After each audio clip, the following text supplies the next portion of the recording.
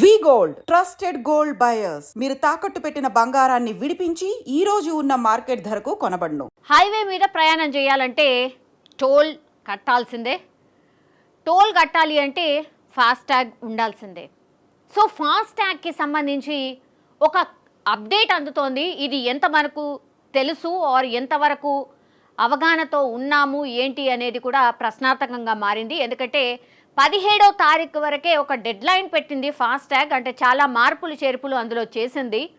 So ఇది చాలామందికి తెలీదు కాబట్టి దాన్ని ఎక్స్టెండ్ చేస్తూ మార్చ్ 1 నుంచి మాత్రం ఖచ్చితంగా ఫాస్టాగ్ సంబంధించి అప్గ్రేడ్ అయినటువంటిది అన్నీ కూడా వెరీ వెరీ ఇంపార్టెంట్, తెలుసుకోవాల్సిందే. ఫాస్టాగ్ ఇప్పుడు నెక్స్ట్ ఎలా వర్క్ కాబోతోంది, మనం ఏమేం చేంజెస్ చేసుకోవాలి అనేది కూడా క్లియర్ కట్గా ఈ వీడియోలో మనం తెలుసుకోబోతున్నాం.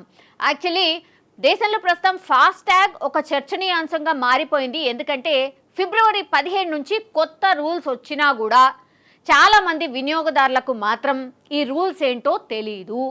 ఈ క్రమంలో ప్రభుత్వం 2025 మార్చి 1 నుంచి ఫాస్టాగ్ వ్యవస్థను నిలిపివేస్తూ టోల్ పన్నుల వసూల కోసం కొత్త విధానం తీసుకురాబోతున్నట్టు తెలుస్తోంది.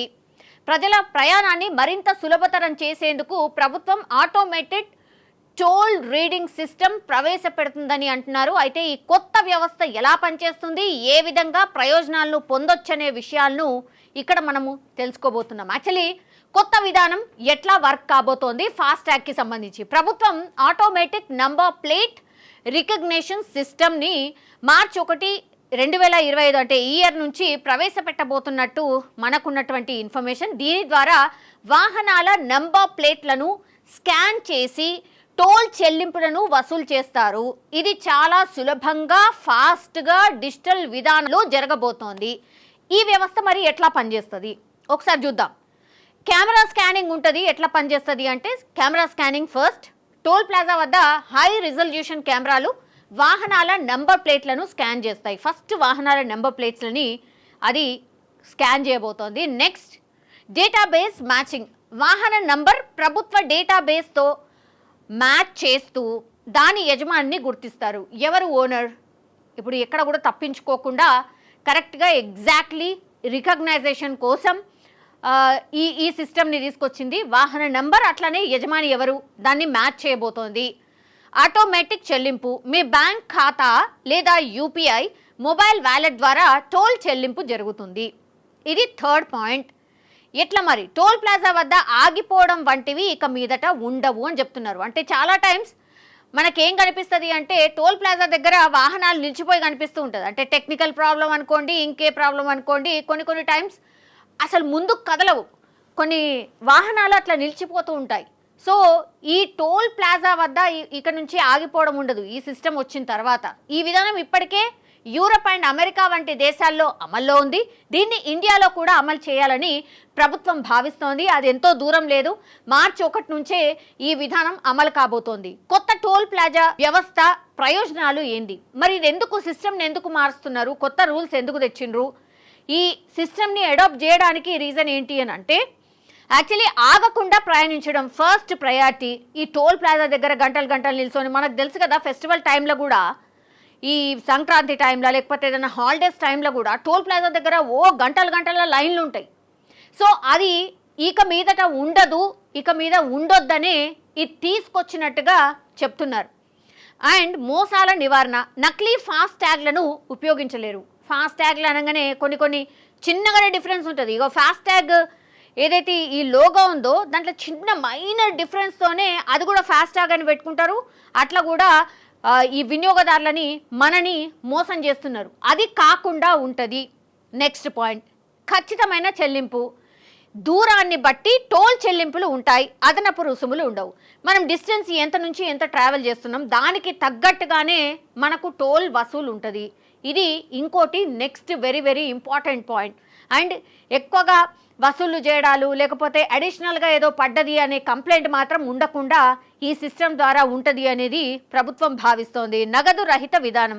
ఎక్కడ కూడా పైసలు ఇచ్చి ఈ టోల్ని దాటే పరిస్థితి ఇక మీదట ఉండదు. నో మోర్ ఇంకా క్యాష్ ఇచ్చి బయటకు వెళ్ళిపోవడం అనేది ఉండదు. నేను క్యాష్ ఇస్తా అంటే నడవదు, పక్కకి వెళ్ళిపోవాల్సిందే ఆర్ బ్యాక్ వెళ్ళిపోవాల్సిందే, అంతేగాని మిమ్మల్ని అయితే ఆ టోల్ని దాటనియరు. ఇది నెక్స్ట్. ఖచ్చితంగా డిజిటల్ లావాదేవీలు జరగడం వల్ల ట్రాన్స్పరెన్సీ ఉంటుంది కాబట్టి ఓన్లీ డిజిటల్ లావాదేవీల వల్లనే ఈ పేమెంట్ ఉండబోతోంది. టోల్ దాటాలంటే తక్కువ కాలుష్యం. టోల్ బూత్ వద్ద ట్రాఫిక్ చాలా వరకు, నేను ఇంతకుముందు చెప్పినట్టుగా ట్రాఫిక్ చాలా దూరం వరకు నిలిచిపోవడం, ఆ తర్వాత వాహనాల్ని మనం ఆఫ్ చేయం, డెఫినెట్లీ ఆనే ఉంటాయి. సో ఆ పరిసరాల్లో చాలా మట్టుకి ఒక 1 మినిట్కి కనీసం నాకు తెలిసి ఒక 20 or 30 వెహికల్స్ అటు ఇటు పాస్ ఆన్ అవుతూ ఉంటాయి. సో అవి డెఫినెట్లీ పెట్రోల్ కానీ డీజిల్ కానీ కాలుష్యాన్ని ఇస్తాయి. కాబట్టి ఆ కాలుష్యం కూడా ఉండకుండా ఉంటుంది. ఎందుకంటే ఫాస్ట్ మూవింగ్, ఆటోమేటిక్ స్కాన్ అయిపోతుంది, వెంటనే మూవ్ అయిపోతాం అనేది కూడా ప్రభుత్వం చెప్తోంది. సో దీనికోసం అసలు ఏం చేయాలి? సో ఇవన్నీ ఉంటాయి. కొత్త టోల్ వ్యవస్థ ప్రయోజనాలు ఏంది అనేది ప్రభుత్వం చెప్తోంది. తర్వాత ఇక్కడ దీనికోసం ఏం చేయాలి, మనం ఏం చేయాలి? మరి ఇదంతా చేయాలంటే మనం ఏం చేయాలి అని అంటే, దీనికోసం మీరు కొత్తగా ఏవి చేయాల్సిన అవసరం లేదు. మీ కార్ రిజిస్ట్రేషన్ నంబర్ స్వయంచాలకంగా ఏఎన్పిఆర్ సిస్టమ్కి లింక్ అవుతోంది. కానీ మీరు ఈ క్రింది విషయాల్ని మాత్రం గుర్తుంచుకోవాలి. ఏం విషయాలను గుర్తుంచుకోవాలి అంటే, హై సెక్యూరిటీ రిజిస్ట్రేషన్ ప్లేట్. మీ కారుకి హై సెక్యూరిటీ రిజిస్ట్రేషన్ ప్లేట్ ఉండాలి. హై రిజిస్ట్రేషన్ సెక్యూరిటీ ప్లేట్ అంటే నాకు తెలిసి ఒక ఐడి లాంటిది ఏమైనా క్రియేట్ అవుతుంది అనుకుంటా, డెఫినెట్లీ. సో ఆ సిస్టమ్ని అడాప్ట్ చేసుకుంటే ఇంకా మోసాలు జరగవు అనేటువంటిది ప్రభుత్వం భావిస్తోంది. కాబట్టి ఇప్పుడు హై సెక్యూరిటీ రిజిస్ట్రేషన్ ప్లేట్ మస్ట్గా కార్కి ఉండాలి.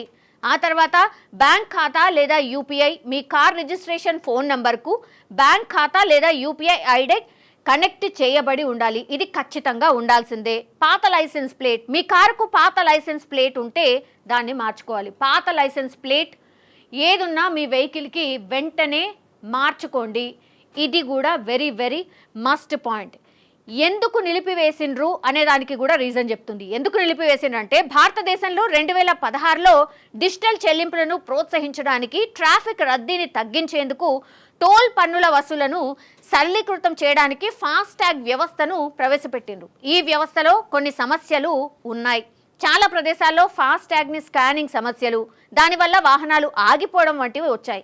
ఎగ్జాక్ట్లీ ఇది చాలామంది, మనం కూడా ఫేస్ చేసినాం చాలా టైమ్స్. కొంతమంది నకిలీ ఫాస్టాగ్లను కూడా వినియోగించారు. మరికొంతమందికి అధిక బిల్లులు రావడం, బ్యాలెన్స్ తక్కువగా ఉన్న వాటికి టోల్ బూత్ వద్ద వాహనాలు నిలిపివేయడం వంటి సమస్యలు ఏర్పడ్డాయి. ఇవన్నీ కూడా రెక్టిఫై చేయడానికే ఈ కొత్త సిస్టమ్ని తీసుకురాబోతున్నారు. సో మీరు ఫాస్టాగ్కి సంబంధించి ఈ ఇంపార్టెంట్ రూల్స్ కొత్తగా వచ్చాయి. మార్చి 1 నుంచి ఇవన్నీ రూల్స్ కూడా ఇంప్లిమెంట్ కాబోతున్నాయి. యాక్చువల్లీ ఫిబ్రవరి 17 వరకే డెడ్ లైన్ ఉండే, మార్చుకోవాల్సి ఉండే. కానీ చాలామందికి తెలీదు అని చెప్పడం వల్ల దీన్ని మార్చి 1కి షిఫ్ట్ చేశారు. మార్చి 1 వరకు ఇప్పుడు నేను ఏవైతే గైడ్ లైన్స్ ఏవైతే ఉన్నాయో, ఫాస్టాగ్ ఆర్ టోల్ని దాటడానికి ఏవైతే ఉన్నాయో, ఫాస్టాగ్ సిస్టమ్కి సంబంధించిన రూల్స్ ఏవైతే అప్గ్రేడ్ అయినాయో అవన్నీ కూడా ఖచ్చితంగా చేంజ్ చేసుకోవాల్సిందే. అయితేనే మార్చి 1 నుంచి మీరు టోల్ని దాటే అవకాశం ఉంటుంది. లేదంటే మాత్రం ఐ డోంట్ థింక్ సో ఎలో చేస్తారని, ఇంకా బ్యాక్ వెళ్ళాల్సిందే. వాటినన్నిటినీ రెక్టిఫై చేసిన తర్వాతనే మీ వెహికల్ని ముందుకు ఆర్ టోల్ని దాటడానికి పర్మిషన్ ఇచ్చే అవకాశాలు అయితే డెఫినెట్లీ కనిపిస్తున్నాయి. సో ప్లీజ్, ఫాస్టాగ్ రూల్స్ మారినాయి, అప్గ్రేడ్ అయినాయి. దయచేసి ఇది గమనించాల్సిందిగా గవర్నమెంట్ కూడా కోరుతోంది.